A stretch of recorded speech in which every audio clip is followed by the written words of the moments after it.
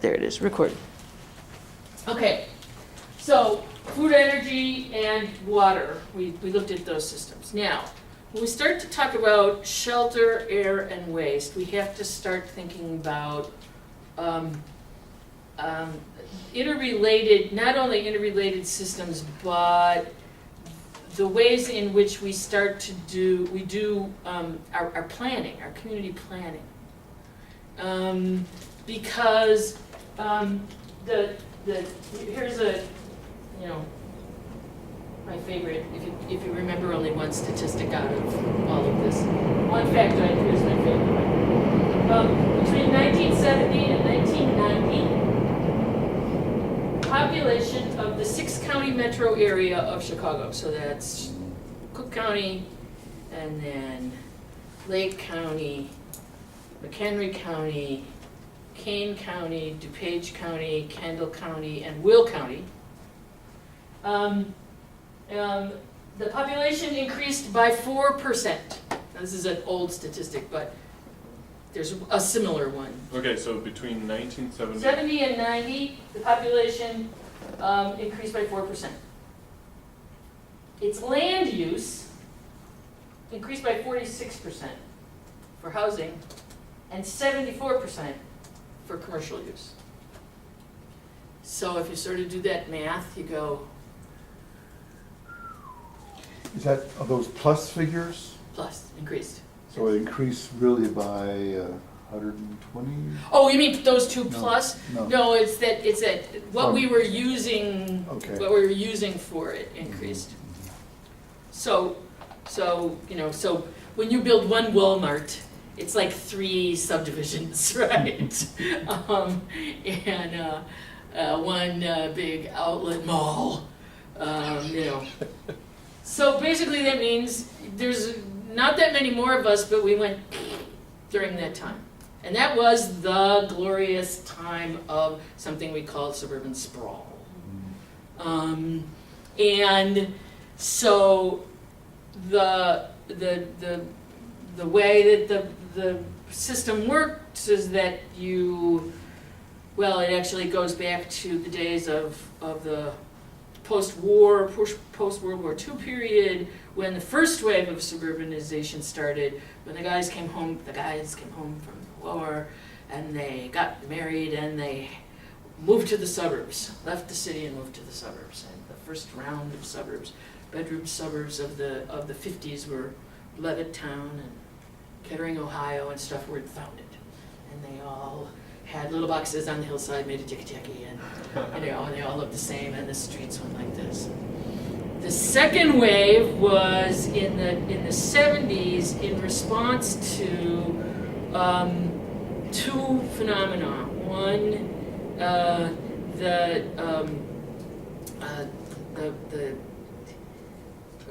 process was called white flight. People leaving the city because of increasing populations of people of color and urban problems, and really wanted to just get away from the city. They wanted to go, don't want to be around those people anymore. So sort of a racist move. And then also the deindustrialization of the city.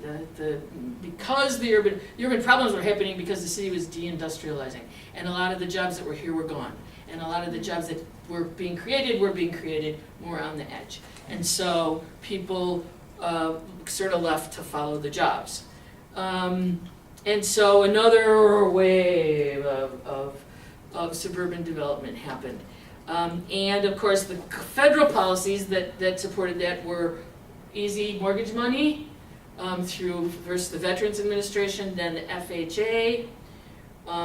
The biggest subsidy, housing subsidy that exists, which is, people like to say, oh, big housing subsidies, that's giving free money to poor people. No, the biggest housing subsidy that exists is called the mortgage interest deduction, and only homeowners can get it. You get to deduct all the interest off of your taxes that you paid in interest on your mortgage. Now, help me to understand what what Art Lyons used to say. Art That the Lyons, construction industry controls the economy. That was his thesis of.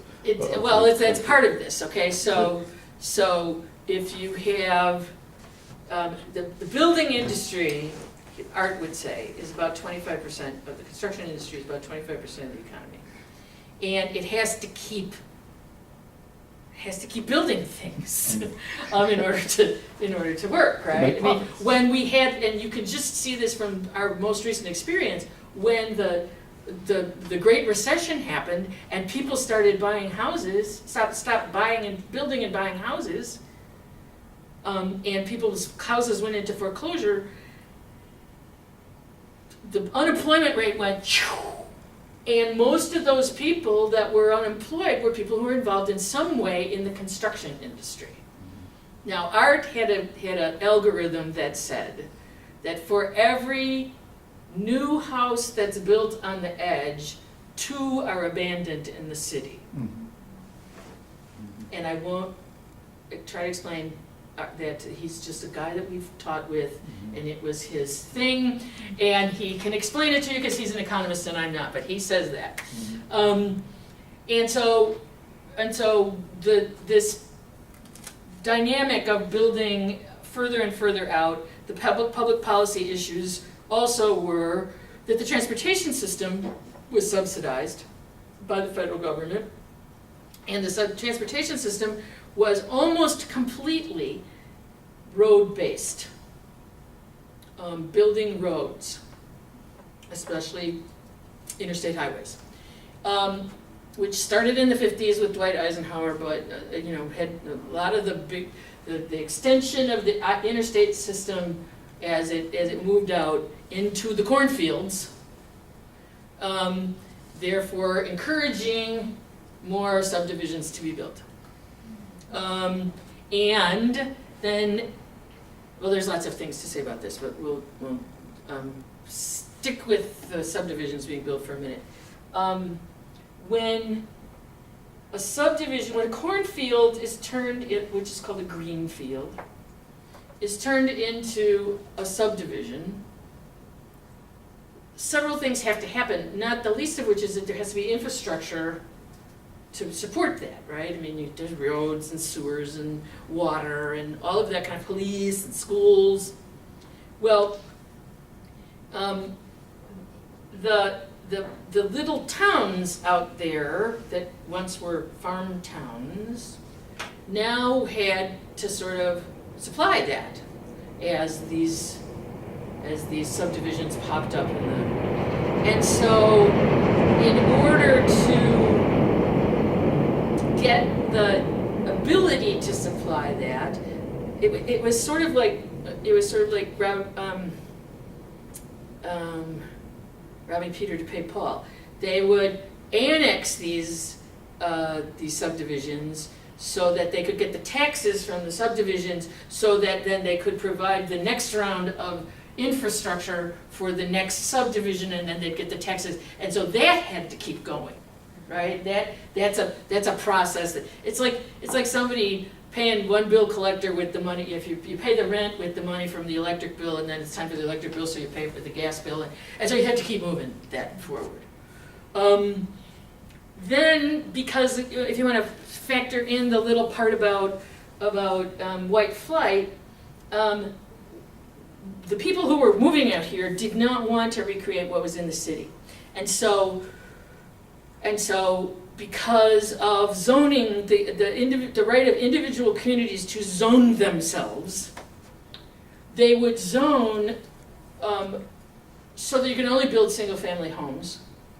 And even more specifically, they would say you can only build a single-family home on no less than a quarter of an acre, which means that you're building homes that are $350,000 to $400,000 homes, which then determines who's going to move to your town.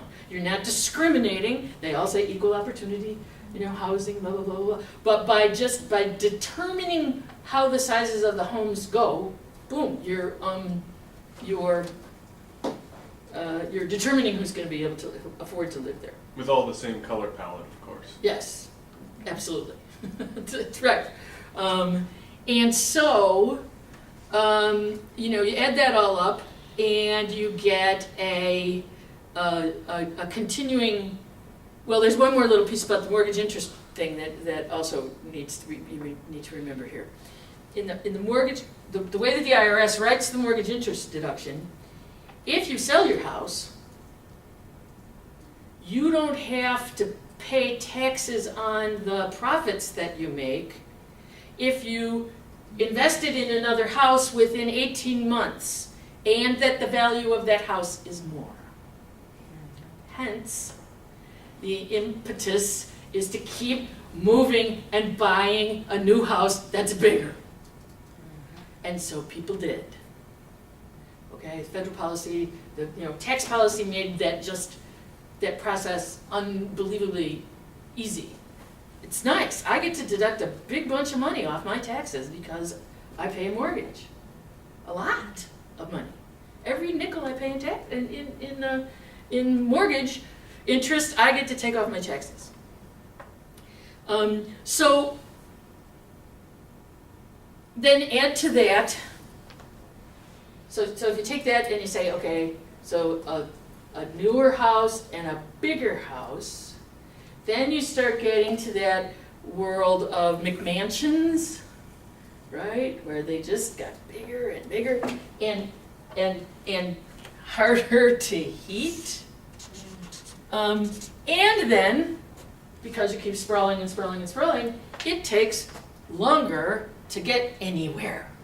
And so you're not only using more energy to heat your shelter, but by virtue of where you live, you're using more energy. But because these homes were built on inexpensive land, and from scratch, kind of, it was a cornfield before, they're cheaper than houses in the city. And so, single-family homes anyway. People would, there was a line, up until the crash, there was a line in the real estate world that was said, drive till you qualify. Okay, that was the rule. If you drove far, no matter who you were, if you kept driving out there, you were going to find a house you could qualify to get a mortgage for because the price would be cheaper. But the further out you went, you'd have to keep going further. So drive till you qualify.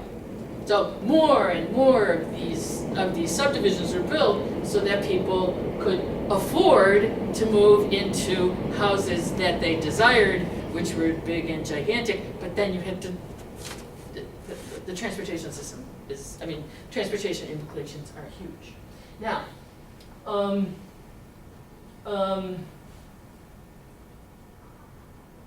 to get then, as you're got this connection between the energy system and the shelter system through transportation, then you've also got this issue of these places are built for cars.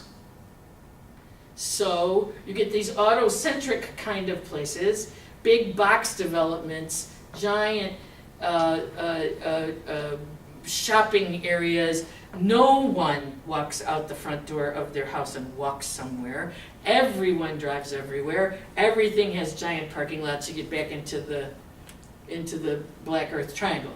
But they did save money on infrastructure because they didn't build sidewalks, right? No sidewalks, that's right. That's right. But lots of parking lots. Lots and lots of parking lots. So, you've got, basically then what you've got is lots of small jurisdictions of governments competing for tax money. Also remember, if you build a development in, that's okay. If you build a development, a commercial development in one of these little places, well then you get the commercial taxes, and that's a better tax boom than just the taxes you get from housing. So then they compete for these commercial developments as well.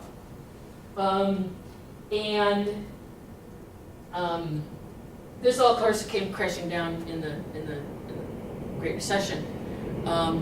in fact, during the Great Recession, I'm sure you saw some of them, there were these terrifying pictures of like a giant subdivision with all these houses and only one of them was occupied, right? And all the rest were just sitting there, they're empty. Or block after block after block after block after block of foreclosed houses, not just in the city, but on these edge suburbs. So that sort of stopped the process. And now there's a book that just came out that I can't wait to read. That's called The End of Suburbia, by a woman named Lee something. Anyway, it's just getting promotion right now, where she argues that was it. That was it. It's never going to happen again. People are moving back to the city. People are learning that walkable, dense communities are a lot nicer. Young people don't want to live out there. It's over. It's done. Lee Gallagher. Okay, thank you so much. And Yahoo, we're going to be able to repopulate urban neighborhoods, and it's sort of happening in the city, that's for sure. But there's still a lot of this. If you take the Art Lyons idea that the construction industry needs to keep building stuff for it to go forward, and the tax bases of these communities still need to acquire stuff. So that's the sort of shelter question. How we shelter ourselves is very related to all of these other issues, and the way we've been doing it really is a mess. Now, how is shelter related to air? Well, 40% of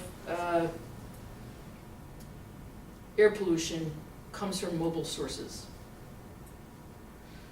So most of your air pollution, yes, there's coal plants, and yes, there's dirty industries, but most of those are kind of not really around anymore. But the vast amount of air pollution comes from mobile sources, comes from driving vehicles and trucks and etc. Trucks are related to food,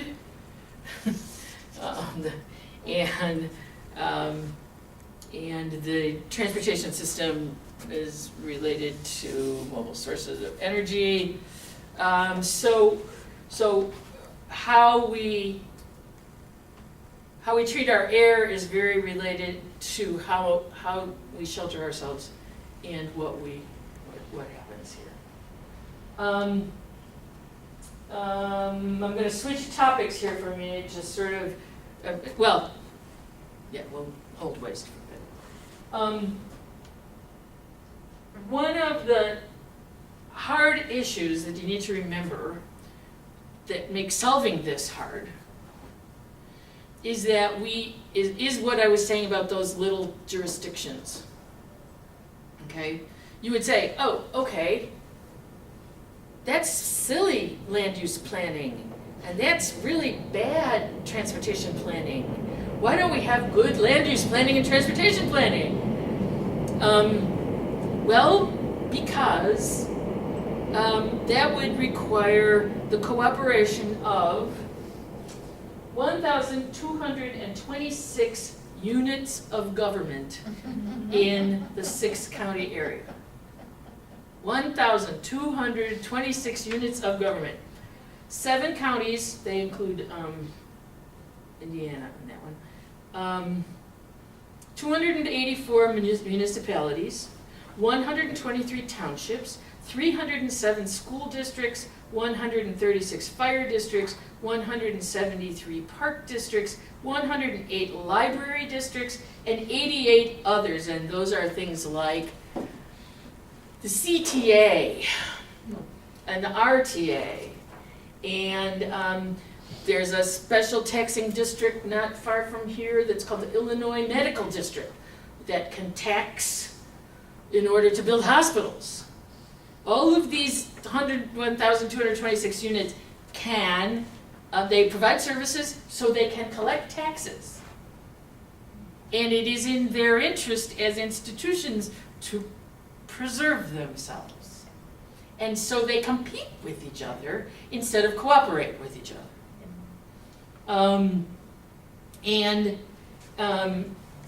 As I pointed out before, depending on how the land is used in these areas, they compete more because they compete for different kinds of land uses. So when a factory, someone like right now, today, Governor Quinn announced that he would not sign any bill that gave a tax subsidy to Archer Daniels Midland to move their headquarters. Their headquarters is in the suffering industrial town of Decatur, and they don't want to be in Decatur anymore, so they want to move their headquarters, and they're opening the competition to where they would move, right? Obviously, they'll probably move here. But what happens then is that all these little municipalities start competing, and they say, we will give you free property taxes for 150 years if you will move to our town. Yeah. Or because we'll get different, people will move here and that'll, make up for it, and we'll get more commercial development. Or we'll give you, we'll do all the infrastructure development for you if you bring your Walmart here. And so they compete with each other, and they don't want to sort of see the one next door get the big prize. So Quinn today said he wasn't going to sign any bill that would give any money to Archer Daniels Midland until we fix the pension crisis. So that's also part of it, that in order to plan, you need to think on a bigger level than just the little local community.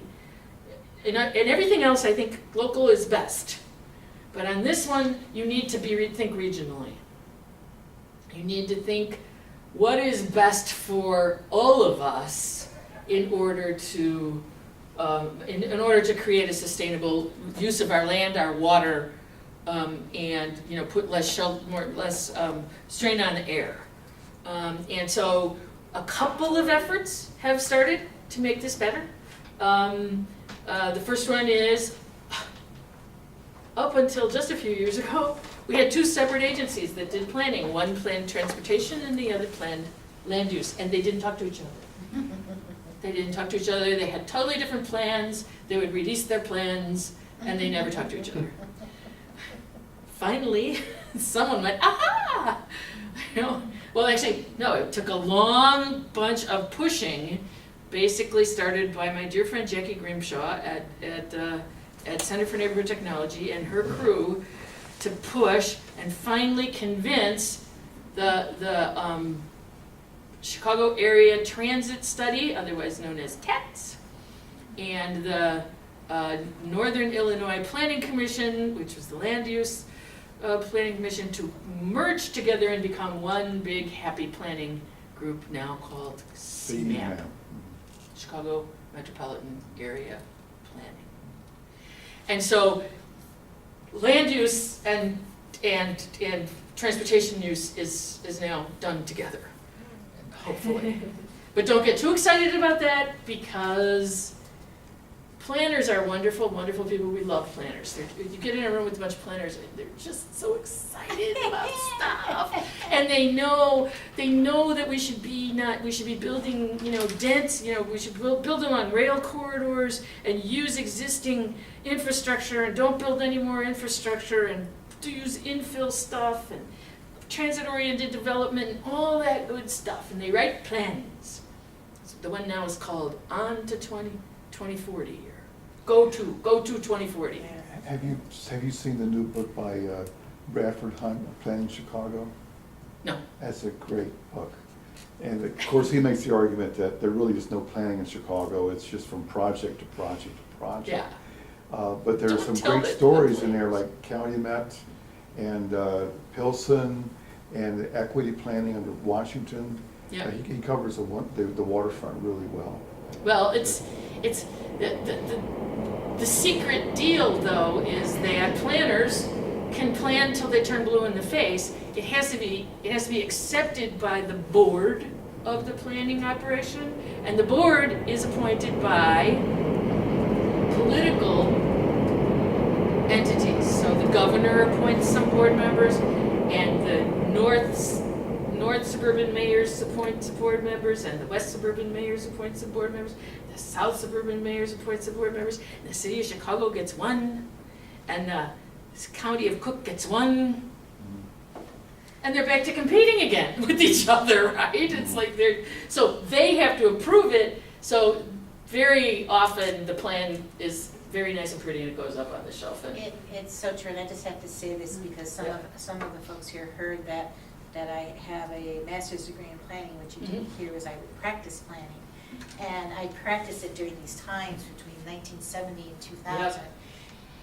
And I got fired for some of trying to hold true to some of my ideas. I did. I got fired. But I also, you know, in order to survive as a consultant planner, you know, it was a fight all the time. And the most horrific experiences that I had were I finally felt like I got people on board and they were all there, and then we go to public hearing and all the special interests would come out of the woodwork, right? And it's like, don't worry, it's just a plan. it's just a plan. We don't have to follow it. That's right. And they didn't. Yeah, And they didn't. And so it only, and the whole history of planning is a whole other thing. The two of you guys could like do planning until you turn blue in the face. Not anymore. But it is Yeah. the notion of, but talking about what's Yeah. wrong with planning, the idea that you can actually create a more sustainable region by breaking down these little micro interests and getting everybody somehow together behind regional thinking is also a big part of sustainability, I guess is what I want to say, is that regionalists, and the guy who is probably the leader of the most well-known of the regionalists is a columnist, Washington Post columnist named Neil Pierce, spelled oddly, spelled Neal and then Pearce, who wrote a book called City States, and has been made this his work for the last 30 years, and he argues that the reason why we should start thinking regionally is because the future is not going to be made up of federal governments, the nation state, and then state governments inside the nation state, and then local governments inside the states, but that the future economy is going to be determined by what he calls the global economy, and then the regional economies that would be surrounding urban areas or mega urban areas, et cetera, that cross state boundaries, right? And then neighborhood economies. So federal, state, local is going to turn into global, regional, neighborhood, and it is already. And we need to encourage that to be able to have sustainable systems in the future. What does that really mean? What does what really mean? Well, I mean, aside from just these names, Yeah. we're going from national, state to local to. Well, it means that right now, because it's just like the 1,200 little municipalities. You have all of these global interests, right? I mean, you know, China is competing with India, and Pakistan is fighting with, all of that kind of stuff. But meanwhile, the economy of Mumbai is a regional economy that has less to do with being part of India than it does to being what it offers, which is a sort of a brain trust in South Asia, right? And that Mumbai is going to have more influence than, say, India or another way to think of it would be he's written a book, just recently, called The Future or Future of Cities or whatever. I can get Is that this one. also world systems theory stuff? Wallenstein, that cities are more connected with each other than they are to their states. And that's the epitome of the capitalist system. This is all part of, I mean, Neil talks about that in lots of different ways, that urban life and urban reality is but of these regional operations. Like Chicago is a region, and what do we present to the world? We present a finance center. We still are the transportation center of the nation. The Chicago, we control food prices for the globe, right? Because of the Board of Trade and the commodities exchanges. And so that's what Chicago is, and so that's what Chicago should capitalize on, regardless of, we have less in common with downstate Illinois than we do with New York or Toronto. I would add, and this is somewhat my personal opinion, but Yeah. it's not in isolation, and that as we move into the future, that the globalization that we're seeing is going to be less important because it's going to be less feasible because Right. of the Because of this. energy constraints. The Right. global economy, I think, is going to shrivel in the future. It's already, I think. Because we won't have the luxury of being able to mass produce this piece and ship it over to, this country and back and forth and finally put together a piece of crap that we don't need in the Yeah. United States. Right. And so we can talk more about energy as we continue the Oh, course. absolutely. But I think the fear of the globalism, or the global economy is going to be less and less important because Yeah. it won't be feasible. It's not sustainable In the way we do it. in the way we're doing it. That's the super transportation system, is how just-in-time inventory is produced in China and then brought to Walmart. It's like, in a sort of a small version of this discussion is the whole movement around, what's it called? We've talked about this before. There's one in Rogers Park, you know. Transition. The transition. Transitions, yeah. It's Where localizing the economy. yeah, that how do you then Localizing. when this all collapses, assuming it's going to collapse, how do little small areas provide everything for themselves, right? Food, energy, shelter, water, air, and some way to take care of the waste. Right. And so people are beginning to practice that locally.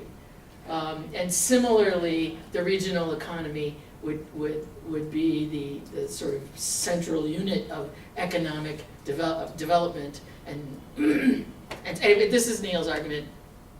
City-states, check it out. Does that answer your question? Yeah.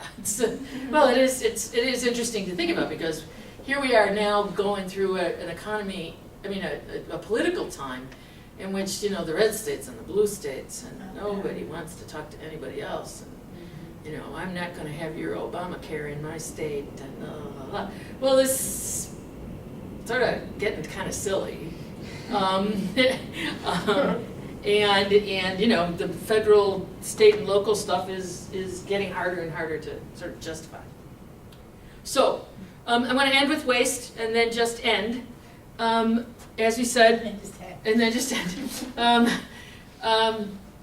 That I like to think of waste as the metaphor, the ultimate metaphor of all of this. You could go through all sorts of things about recycling and landfills and cradle to grave manufacturing and all of the kinds of things, that ways in which we deal with thinking about our waste, and how much we create and how we ship it overseas and all that good stuff. But I tend to think of this as a metaphor because, as the ending metaphor, to go back to Bliss Brown's definition, a sustainable community is a place where nothing and no one is wasted. That the way we do this, all these systems right now, wastes food, it wastes energy, it wastes air, it wastes water, you know, it's wasteful living, and it wastes people. And whole neighborhoods of people in urban areas, individual, you know, the global economy wastes people, and that everything about the out of proportion nature of the systems that we live under now is wasteful in a kind of a sinful way. Not just, you know, garbage and recycling and production and et cetera, blue bags, blah, blah, blah, blah, blah. It's bigger than that. It's the core principle to why all of this stuff is out of whack, because we like to waste stuff and people. So that's it. End of wrap. There you had my whole semester-long course. Wow. Yeah, 3:30. You want? So okay, I'll turn this off now. My chunking. Here we go.